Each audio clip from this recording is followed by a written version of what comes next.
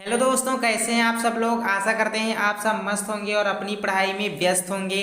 दोस्तों, आज का ये वीडियो आपके लिए बहुत ही ज़्यादा खास होने वाला है, क्योंकि दोस्तों आज की इस वीडियो में मैं आप लोगों को बताने जा रहा हूँ कि आपको हिंदी के पेपर में गद्यांश के प्रश्नों के उत्तर कैसे लिखने हैं। ठीक है, उसके रेखांकित अंश की व्याख्या कैसे करनी है, संदर्भ कैसे लिखना है, ये सारी चीज़ें आपको बता रहा हूँ। ठीक है, अभी मैं जस्ट आपको बताने वाला हूँ। तो आपको क्या करना है दोस्तों, अगर आपको गद्यांश में कुछ भी ना आए तो कैसे करना है, सारी चीज़ें इस वीडियो में हम एक्सप्लेन करने वाले हैं। तो देखिए दोस्तों, ये एक गद्यांश है, तो इसी की व्याख्या हम लोग इस वीडियो में करेंगे और इसका संदर्भ भी देखेंगे। ठीक है, तो आइए पहले गद्यांश को ध्यान से पढ़ते हैं, उसके बाद में इसकी व्याख्या करेंगे। आपको पेपर में क्या करना है, जब आपको पेपर मिलेगा हिंदी का, तो सबसे पहले आपको प्रश्नों को पढ़ना है कि गद्यांश में कौन कौन से प्रश्न पूछे जा रहे हैं, जिससे कि आप बाद में गद्यांश पढ़ेंगे तो वहां से आपको आंसर दिखने लगेंगे। ठीक है, प्रश्न आपके माइंड में छप जाएगा और उसके उत्तर भी आपको गद्यांश में मिलने लगेंगे। ठीक है, इस तरह से आपको एग्जाम में करना रहेगा। देखिए, आइए गद्यांश को पूरे फोकस के साथ में पढ़ते हैं। भूमि, भूमि पर बसने वाला जन और जन की संस्कृति, इन तीनों के सम्मिलन से राष्ट्र का स्वरूप बनता है। किससे किससे दोस्तों, भूमि, भूमि पर बसने वाला जन और जन की संस्कृति से। ये ऐसी तीन चीजें हैं जो राष्ट्र के स्वरूप का निर्माण करती हैं। कौन कौन, भूमि, भूमि पर बसने वाला जन और जन की संस्कृति, ये तीनों चीजें। ठीक है, भूमि का निर्माण देवों ने किया है, वह अनंत काल से है। अब आपके गद्यांश में पूछा जाएगा प्रश्न कि भूमि का निर्माण किसने किया है और वह किस काल से है, तो आपको लिखना रहेगा भूमि का निर्माण देवों ने किया है, वह अनंत काल से है। उसके भौतिक स्वरूप, सौंदर्य और समृद्धि के प्रति सचेत होना हमारा आवश्यक कर्तव्य है। भूमि के पार्थिव स्वरूप के प्रति हम जितने अधिक जागृत होंगे, उतनी ही हमारी राष्ट्रीयता बलवती हो सकेगी। यह पृथ्वी सच्चे अर्थों में समस्त राष्ट्रीय विचारधाराओं की जननी है। जो राष्ट्रीयता पृथ्वी के साथ नहीं जुड़ी, वह निर्मूल होती है। जो राष्ट्रीयता पृथ्वी के साथ नहीं जुड़ी है, वो निर्मूल होती है, यानी कि वो आधार विहीन होती है, उसका कोई भी जड़ नहीं होता। ठीक है दोस्तों, और वह अल्प समय में ही समाप्त हो जाती है। ऐसे आप लोगों को लिखना है। राष्ट्रीयता की जड़ें पृथ्वी में जितनी गहरी होंगी, उतना ही राष्ट्रीय भावों का अंकुर पल्लवित होगा। राष्ट्रीयता की भावनाएं जितनी अधिक गहरी होंगी, उतना ही ज़्यादा राष्ट्र के विकास में सहयोग हो सकेगा। ठीक है दोस्तों, इसलिए पृथ्वी के भौतिक स्वरूप की अधोप्रांत जानकारी प्राप्त करना, उसकी सुंदरता, उपयोगिता और महिमा को पहचानना आवश्यक धर्म है।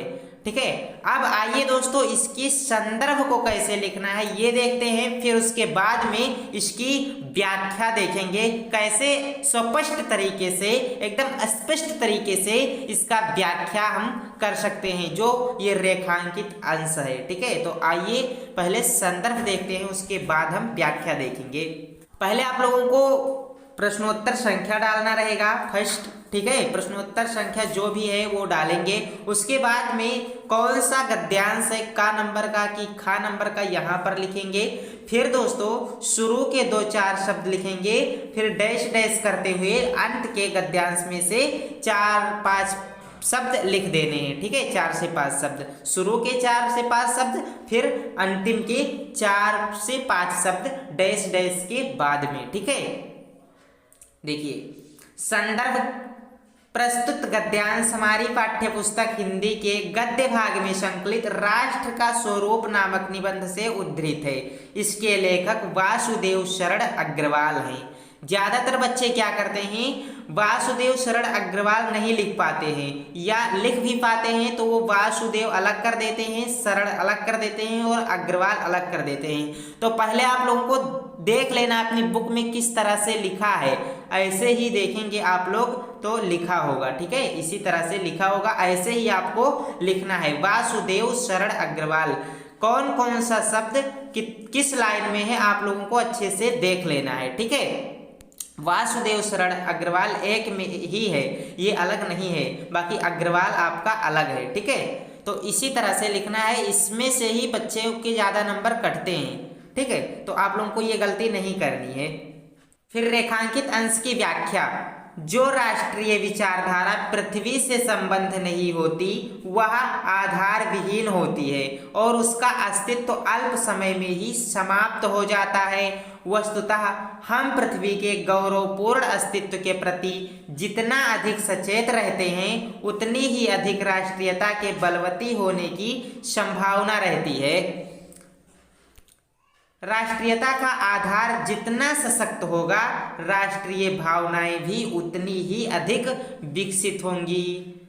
राष्ट्रीयता का आधार जितना अधिक सशक्त होगा, राष्ट्रीय भावनाएं भी उतनी ही ज़्यादा पल्लवित होंगी, यानी कि विकसित होंगी। अतः प्रारंभ से अंत तक, यानी कि जन्म से मृत्यु तक पृथ्वी के भौतिक स्वरूप की जानकारी रखना तथा उसके रूप, सौंदर्य, उपयोगिता एवं महिमा को पहचानना ही प्रत्येक मनुष्य का न केवल कर्तव्य है बल्कि उसका धर्म भी है। पृथ्वी के भौतिक स्वरूप की जानकारी रखना तथा उसके रूप, सौंदर्य, उपयोगिता, पृथ्वी का रूप, सौंदर्य और इसकी उपयोगिता क्या है, इसकी महिमा क्या है, इन सभी को पहचानना प्रत्येक मनुष्य का न केवल कर्तव्य है अपितु उसका धर्म भी है, ठीक है। इस तरह से आपको व्याख्या करनी है। आई होप दोस्तों आप लोग ऐसा व्याख्या करेंगे ना तो मैं दावे से कह सकता हूं कि आपका एक भी अंक एग्जामिनर नहीं काट सकता, क्योंकि आप लोगों ने बहुत ही कम शब्दों में एकदम स्पष्ट व्याख्या कर दिया है, ठीक है। ऐसा आप लोग लिखेंगे बहुत ही बेहतर रहेगा, आपका एग्जामिनर देखकर खुश हो जाएगा आपकी कॉपी को। तो इस तरह से व्याख्या करनी होती है एग्जाम में, ठीक है। और संदर्भ भी आप लोग देख लीजिए कैसे लिखना है। आप लोगों को बता दिया है कि आप लोग पाठ का नाम अच्छे से लिखेंगे, किस तरह से आपकी पुस्तक में लिखा गया है पाठ का नाम, शीर्षक अच्छे से देख कर जाएंगे, लेखक का नाम कैसे लिखा गया है, ये सारी चीजें आपको पता होनी चाहिए। इसमें गलती करेंगे तो अंक कटेंगे, अंक कटने से कोई नहीं रोक सकता, ठीक है। तो आपको क्या करना है, अच्छे से ध्यान से देखकर जाना है कि पाठ का नाम क्या है, लेखक का नाम क्या है और वो कैसे लिखा गया है, ठीक है।